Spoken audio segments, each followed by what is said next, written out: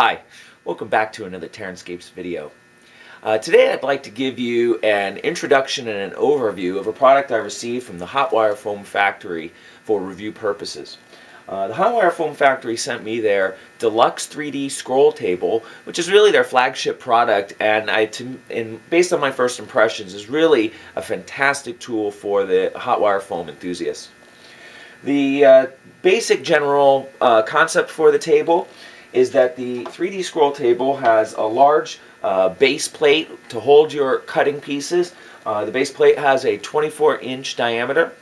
It comprises of a single upright bar that has attachments for two upright or horizontal bars to go across it, with which you attach your wires to that so that you can create an infinite number of angles for your wire cutting, as well as attaching the wire to both of the arm uprights so that you can do some more unique cutting than is traditionally available to a hot wire table. The table also comes with a traveling fence to guide straight cuts, as well as some sleds with which you can attach the foam to do some more unique cuts that wouldn't be available with just by holding it against a traveling fence like this. So the tool has a lot of versatility, comes with a lot of information, and provides a crazy amount of types of cutting that can be done with foam, I should say. So what I'd like to do is give you a brief overview of some of the pieces that that accompany it, some of the information, and then I've also done some test cuts with this, and I'd like to try to show you some of the ways that I think it could be utilized. And these are cuts that I did for actual projects that I've been working on, as well as a test cut for cylinders, and I'll show you that in a little bit. So there's a lot to go over with the table, and I might break this up into a couple segments as a result. But before I ramble on too much longer, let's take a closer look at the table and see what you get. Before going into the actual table itself, what I'd like to do is discuss some of the materials that come with the table to help you get started and to set it up. The Hot Wire Foam Factory includes a multi-page brochure which goes over some of the components of the table, as well as some instructions on assembly and some of the blades that come with it. It also then goes into a variety of the basic kinds of cuts that you can do with it, and some basic tips and ideas for how to utilize some of the different kinds of setups that are available to do different kinds of cuts, whether you're cutting cylinders or cones, whether you're cutting, using it sort of as a router, to planing with it from an overhead so you can create a sculpt in the foam.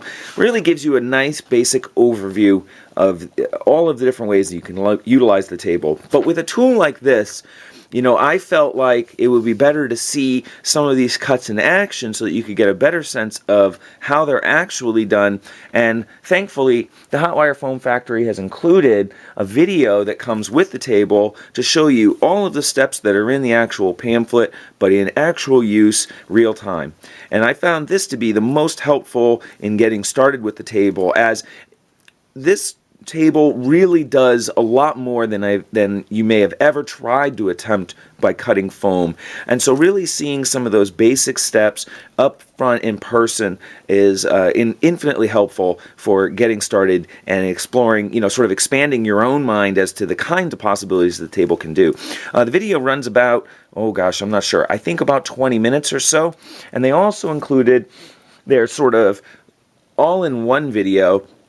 It says it's about 80 minutes, and it includes actually I believe the complete contents of the actual dedicated video, as well as the videos for all of their tools and products, including their foam coat products, their styroplast, all their cutting hand tools, whatnot. So nice to have this. If you haven't purchased any of the other tools from the Hot Wire Foam Factory, this gives you a really nice overview of all the products that they have, and allows you to select some that you might want to use in conjunction with this table, as you can actually mount a variety of the tools that they have to the table itself to further expand its abilities. Really nice feature. And before showing the table actually set up, I wanted to go over the wires that come with the table. They send you two of each type of wire utilized by the table. One is their precision wire. This is the thinnest wire that they have, and it produces a very, very clean, very thin cut. I was surprised actually at what a nice sort of edge this wire produced, as it was one of the wires that I tested out. So they include 2 of those, and this is, oh gosh, I forget. I want to believe about 8 inches long. They also include a 12-inch long, what they call their oh gosh, I forget. I think it's the extra length wire. Now this is a slightly heavier gauge than the precision wire. It falls somewhere in the middle of the wires that are provided, but gives you a slightly longer depth of cut. If you want to do a larger piece of foam, this can extend your total height of cutting so that you can do deeper cuts. They also include 2 of their router blades. Now the router blades, if you're not familiar with them, are a stiff, heavy gauge wire that can be bent, as I show you here, and you'll see the cut I did with this blade in the video that I did when I cut a cylinder with this. But the blades are nice because you're allowed to bend them into shape, clamp them into or screw them into the table, and then you're able to cut unique shapes with the table that would normally require multiple passes with a single straight blade. The router blades, my initial concern using them, and I've had their router blades on their hand router for quite some time and have been using them over the last many months. My initial concern was that there would be some fatigue with the metal through bending of it and fixing it in place, and over time, if you know, when you bend metal repeatedly it can fatigue. But what I've found is that these are very durable blades, and I've yet to break one in use. So the 2 that are supplied with you with the table are going to last you a long time, and it's relatively inexpensive to get additional wires should you like to retain one of the sort of custom shapes that you've put into the blade, and that way you don't have to lose that shape. You could set that aside, hang it up on the wall, and when you want that blade back, you've already got it pre-bent to the shape that you're interested in. So you can purchase additional wires for any of these. And the last blade, whoops, this is the one that, oh no, it didn't fall on the floor. Where'd it go? Oh, here it is. Is the ribbon blade. The ribbon blade is a thin profile blade with a flat side to it, and I haven't used this blade. This is the only blade I haven't used yet, and it's the one blade that isn't described in the video, so I would like to see a video description of how they use it, but I based on my own impressions of it. The blade, because it has that thin profile and long flat side, it gives it a lot of stability side to side this direction, so that you could create a unique shape with your blade and then have a much more rigid direction of passing the foam through. This is going to give you more torsional rigidity, and you're going to get a stiffer cut, and I believe that's its intended purpose. And you get 2 of those as well. Lastly, the table also comes with the traveling guide fence. The fence has an interesting design whereby, let me take it off here and show you. It's basically got 2 sort of U-clamps, one on each side, which also have the ability to be set at any length along this cut here. That combination and the round shape of the table allows you to set the traveling fence pretty much at any angle and at any depth along the table, so you have maximum flexibility to capitalize. Whoops, and I actually have this backwards for use. There we go. Really allowing you, an infinite amount of flexibility in terms of how you use the fence with the table itself. It also includes 2 of these sort of sleds, and the sleds allow you to, with the included nails, you basically can put a nail through the bottom of the plate. Let's get that in there. And because they're beveled, the nail runs flush on this side and then sticks up on this side. This allows you to attach foam to the plate in a fixed manner, or in a way that allows you to rotate it as a pivot point if you're going to do cylinders or cones. And this gives you, quite a bit of flexibility, and with the number of holes that are drilled in it, you can have various depths of foam depending on how far away you need to be from the back side of the plate, as well as having multiple attachment points so that you could, pin it with 3 nails, allowing the foam to be fixed in place even if you don't have a flat edge against the back side of the fence. I was reviewing the video to do this introduction, and I realized that that was something I hadn't even considered recently when I was playing with the table. And so the video again gives you just a variety of ways of using the table that you may not have initially considered. They also include a second plate that is, second sled I should say, that is a little bit longer. And the nice thing is that the sleds are able to be attached to the fence, so you can have them either free floating so that you can slide them to pass foam through the blade, or you can actually clip them in place with this attached clip, that included clip I should say. And then once you use that, the sled is fixed in place, and that way you can have a rigid point of, say, a pivot for rotation of a piece of foam for cylinders or cones. The table includes, let's get this out of the way. There we go. The table includes 2 holes to mount the wires. Let's pan that up a little bit there. There we go. So there are 2 holes to attach the wires so that you can have even more variability in your overall depth of cut or where you attach the wires. The wires are then run to one or you can go from arm to arm and then have a power clip that merely clips onto the bar that you're interested in using, and the clips are very easy to switch. And then there is a second clip that is attached to a bolt underneath the table that allows the current to run through the wire. So you have really a whole bunch of different ways that you can power the table in terms of where you're running the current to get the kinds of a wire configuration set up that you're interested in. You can also buy as a complete set the power source with the table, or you can buy the table separately from the power source if you already own the power source because you've purchased other Hot Wire Foam Factory products. The power table the 3D scroll table requires the Pro Power Station. And the Pro Power Station I've shown before in some of my other videos, but basically, if this is new to you, it has 2 jacks. One is for their smaller, more lighter weight tools that require a little bit less power, and then a heavier jack for their Pro tools. And this is the jack that you'll use for the 3D scroll table. It has a variable rheostat so that you can adjust the temperature of the wire as you're using it. But be aware that the Hot Wire Foam Factory has recently redesigned their power stations, and they now have a slightly more sensitive thermal circuit breaker inside their power station. The thermal circuit breaker is designed based on, at least my understanding of it on use, is that when the power station begins to overheat, well, I shouldn't say overheat, that's what the trip is designed to prevent. But once it becomes warm through use, it will flip off and then it will cool down and then reset so that you can then turn back power onto the wires. The amount of time that takes, however, is dependent on the wire that you're using, its length, its gauge, as well as how high a setting you have on your power station in use.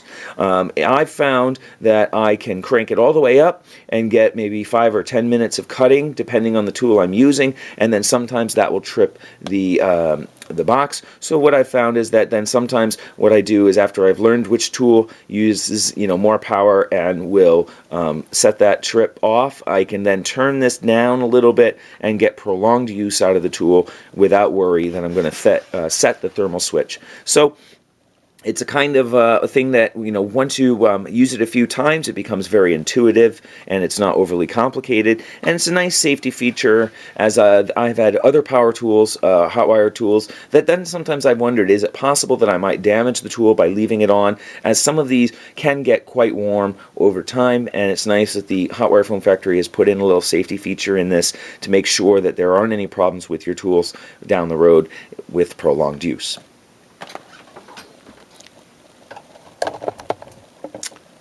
Lastly, for things that are included with the table, and it may seem small, but I've actually found it pretty helpful, is they include a small magnet, and then this is designed to attach all of your small little bits of hardware, whether it's hex nuts or nails that are included, and they give you, as you can see, ample supply.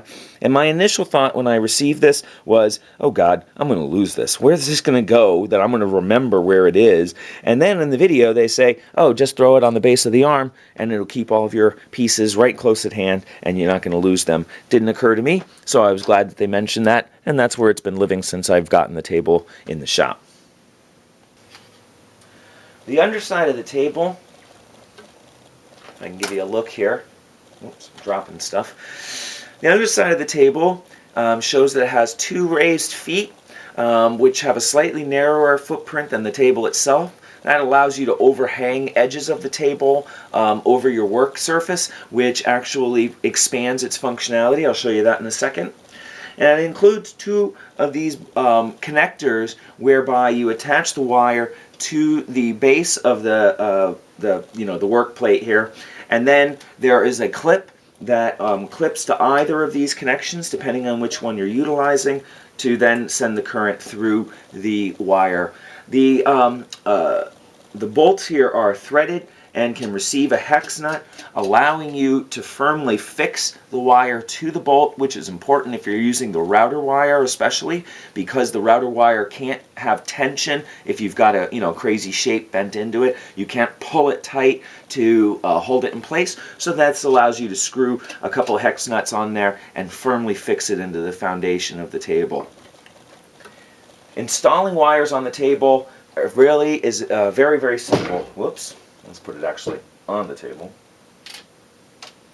Utilizing here the precision wire for an example, you'll see that there's a small screw, and of course I'm a little far away now, but I'm sure you get the idea. There's a small screw that is through the end of the brass arm. I've tipped it up just a little bit, and the way you get the tension on the wire, now if you're not familiar with hot wires, or maybe you have a hot wire table that you've used in the past, a lot of them have a spring at the bottom of the table to take up the tension of the wire, especially once you begin to heat the wire. When wires heat up, they actually expand in length, thermal expansion, and so sometimes they can get a little slack, and you need a spring action to absorb that expansion so that you maintain a nice taut wire so that you can get straight cuts.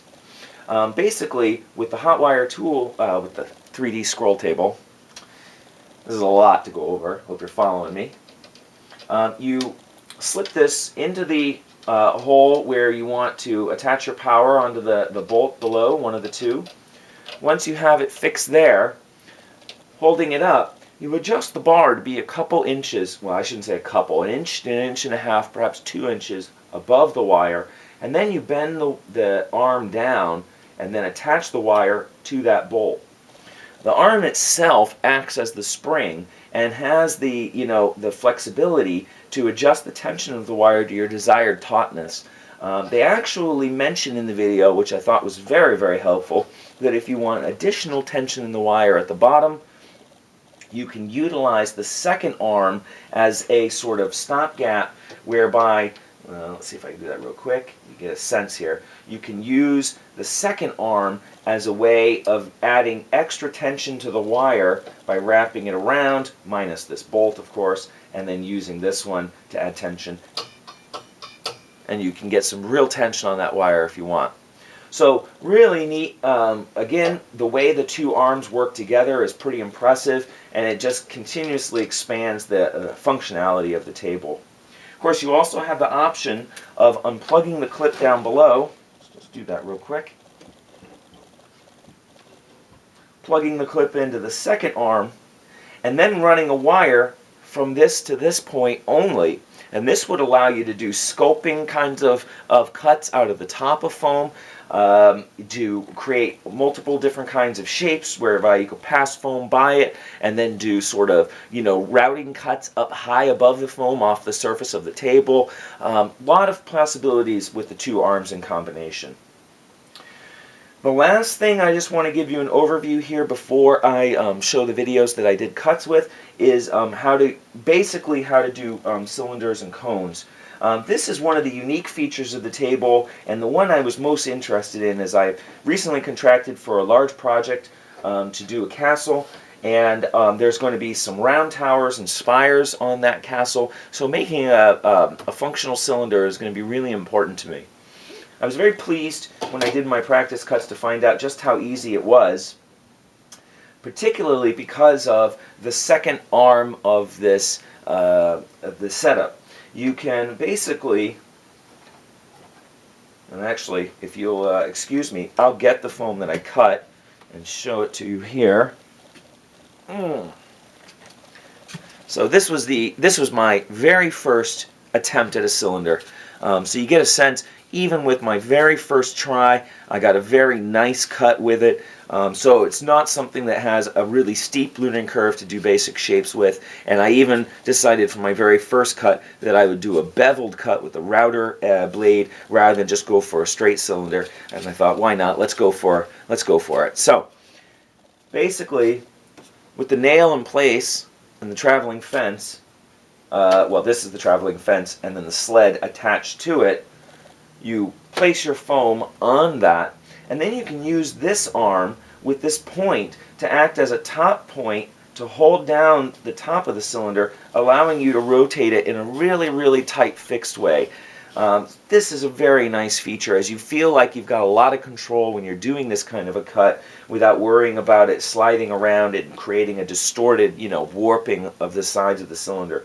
And then you use the second arm to adjust the blade to whatever shape you like, and then you have it nearby, and basically you walk your piece into the blade, and then once you get it where you're at, you set it down with the top pin, and then you can do your rotation by hand. This is explained in the video, and I'm also going to show you how I did it in my own test video, but I wanted to give you just a little overview of how that might work without actually doing any cuts.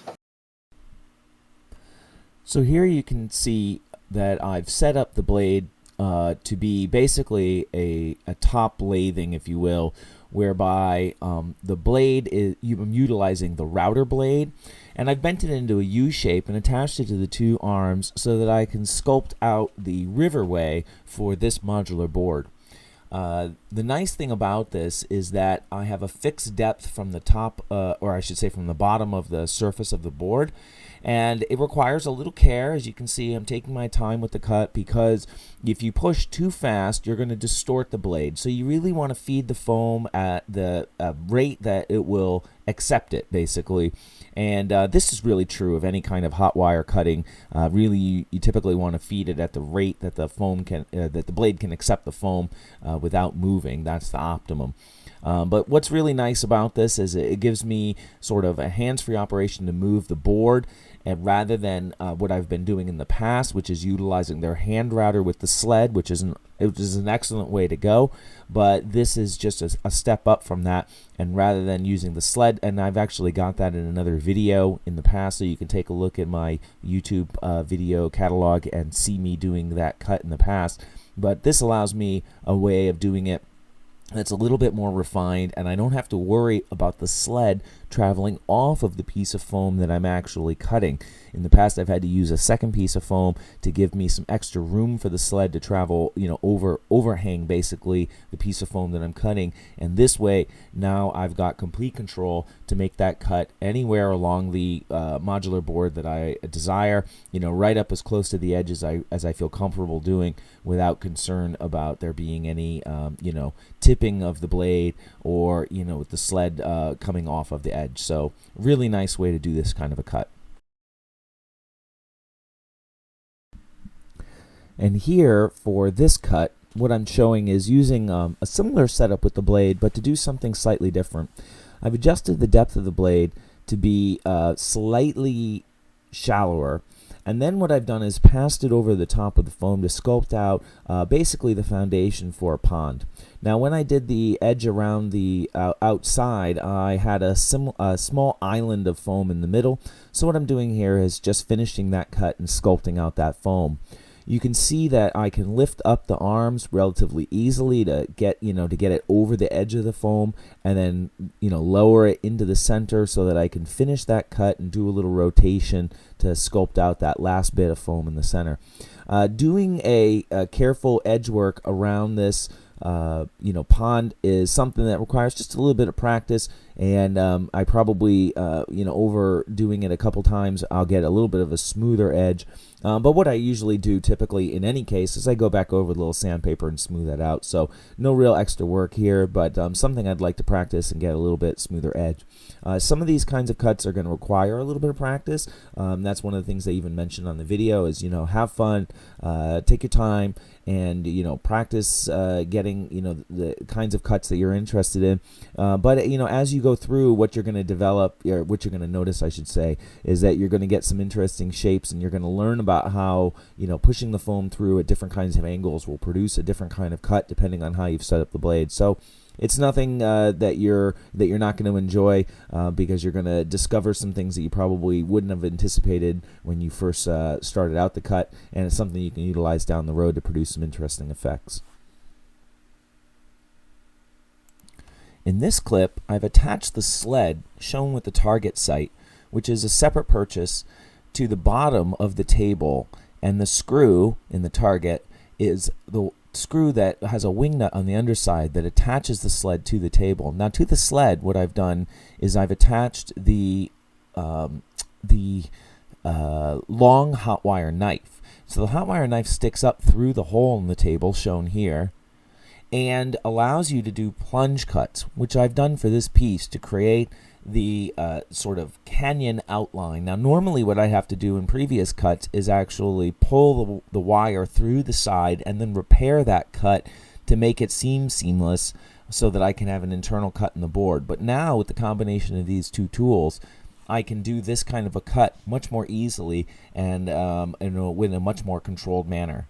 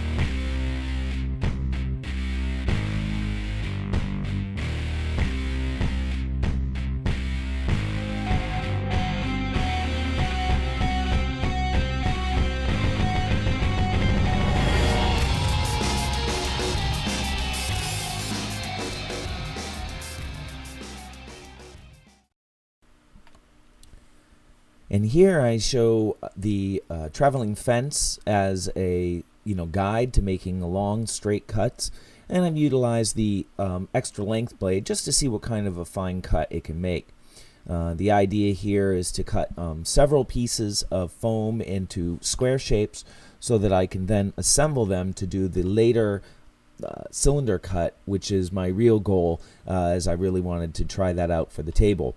But because I don't have any foam that is thick enough of its own accord, I had to cut several pieces so that I could glue them together and then create a larger solid block of foam, virtually, so that I could do the cylinder cut.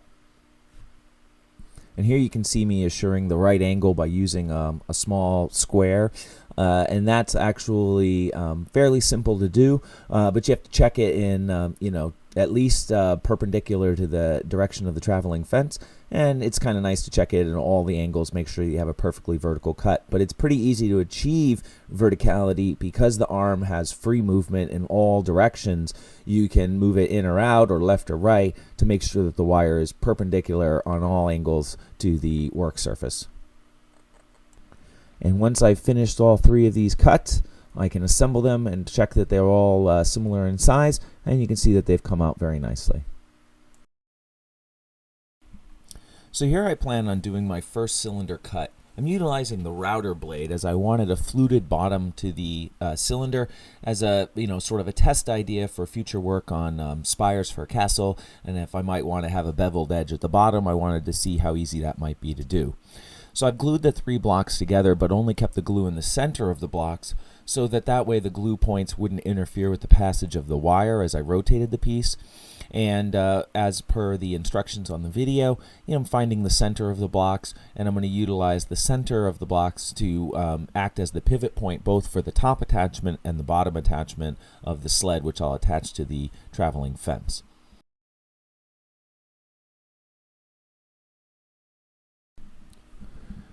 Then I attach the blocks to the sled, you can see here, and then I check to see that it can rotate freely without hitting the back of the sled.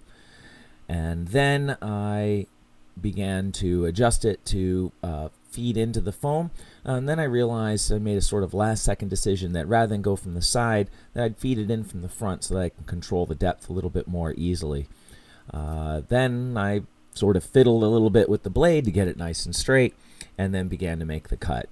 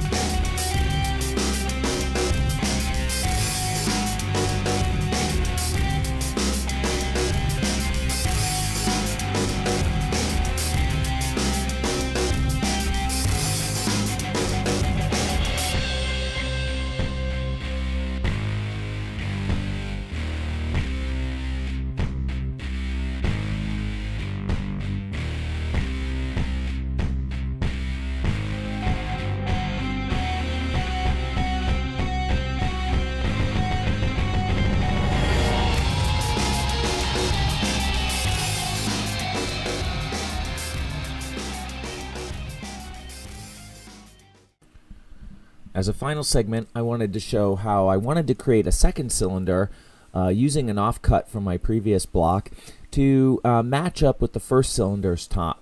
And so this was an attempt just to see if I could get something that would be relatively flush with the first piece in case I wanted to build, a much taller cylinder than is possible with the table, because the table has an overall height restriction based on the arm attachments. So what I did here is lined up my second block, attached it to the sled, fixed it in place with that second arm, which is really key, especially as the cylinders get taller and taller, and then decided to make the second cut and see how that came out. You can see here as I push it with only one hand very lightly that the block is really firmly in place, so I don't have to be concerned with worrying about it tipping side to side, and I can just guide it through very slowly. In fact, as you see me hold the sled to the guide fence in the back there, I didn't even clip it in place for this cut, as I just really wanted to do something quick and simple and see how easy it would be to do.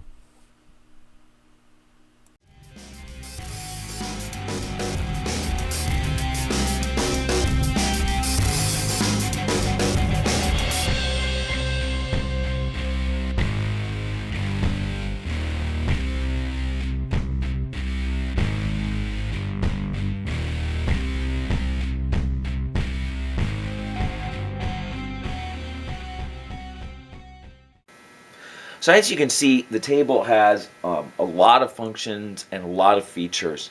In conclusion, I guess what I would say is it's quite a bit easier to use than I expected. It takes a little bit of time in between changing blades, for instance, to realign things to vertical or to change the shapes on your router blades. But that's a small consideration when you factor in the fact that you're allowed to do all of those changes with a single tool like this. This far exceeds my own hot wire table that I made for myself, which is relegated to only vertical cuts. The ability to make angled cuts, the router features, the ability to do top cuts out of foam without having to run a wire to the table, really amazing. And it seems as though it's built very sturdily, ready to use, built to last. And I think that you really couldn't go wrong purchasing this table, especially if you don't have any hot wire tools on hand. The Hot Wire Foam Factory's tools, to my experience, are well made and have been serving me well over the past year. And any small problems that you may have, their customer support is fantastic, and they've been really eager to work with me to make sure that the tools I have are functioning at their fullest, even if I'm happy with doing some other thing with it. They're like, no, we want to make sure that what you have is the best. So they're outstanding, and I really want to say that because customer service, especially from a small company like that, is important, and it's the kind of thing that gives me confidence in recommending people to go and visit them. The table, just to go over the pricing, the table itself is $200. The power station is $100, but if you buy them in conjunction, it's going to cost you $250, so there's a $50 savings on buying them as a pair. And one of the nice things, of course, is that once you get the power station, you can add on any of their other tools that are in their product line that you can run off of the same power station. So once you make that investment, you're on your way to adding to your toolbox, really, with a great assortment of hot wire, foam cutting abilities. So if you haven't visited the Hot Wire Foam Factory, I recommend you go over to their site and take a look. They've got foam coating products, they've got other hand tools, and they also have, which I don't think I've mentioned in the past, a really large gallery that shows a whole variety of projects that people have done with their tools and products. And that's a great place to go just to see some of the absolute, myriad potentials that you can do with foam, aside from the fact of using their tools to get there. I mean, there's just some ideas out there that would never have occurred to me to do with foam, and it might be the kind of thing that, inspires you to do some hot wire foam cutting that, maybe you wouldn't have considered before. So definitely go over, take a look at their site. And, feel free, of course, I'd like to, I'd be happy, I should say, to answer any questions that you may have. So feel free to use the comments section down below. And, if you want, any more information about any of these tools or any of the other tools that I've showcased in the past, I'm always happy to help and spread the word and try to steer people in the right direction for good products. And good service. So thanks once again for joining me for another TerranScapes video, and keep an eye on the channel. Of course, I'll be back with another video really soon.